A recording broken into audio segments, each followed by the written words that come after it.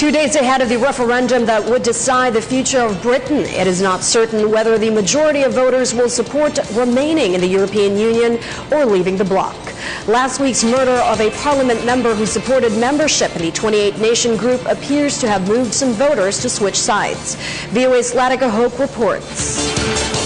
British lawmakers on Monday returned from a recess to pay tribute to Labour Party parliamentarian Joe Cox, whose murder appears to have been politically motivated. Prime Minister David Cameron quoted Cox's words in his appeal for unity. For in remembering Joe, we show today what she said in this House to be true, and I know it will be quoted many times today. We are far more united and have far more in common with each other than things that divide us. Britain appears to be divided in half regarding the EU membership, as are its politicians. The Prime Minister has argued passionately against leaving the Union, but some of his fellow Conservatives say the country has lost much of its sovereignty to Brussels. Let me tell you, there's nowhere else in the world that is engaged in this kind of experiment of fusing countries together to create a superstate, a United States of Europe. It is anti-democratic.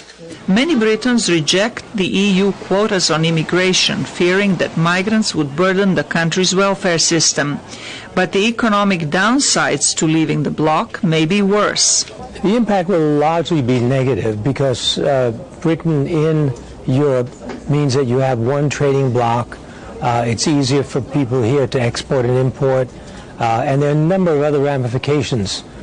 So an exit would, I think, would be on balance negative. The Obama administration has expressed support for Britain's EU membership, but the White House said Monday the decision belongs to the British people. So the British people will decide what they believe is in the best interest of their country, but the President's made clear what he believes is in the best interest of the United States. And given the special relationship between our two countries, we believe that matters. The latest opinion polls show that momentum to leave the bloc has stalled since Cox's murder on Thursday, but many voters still remain undecided.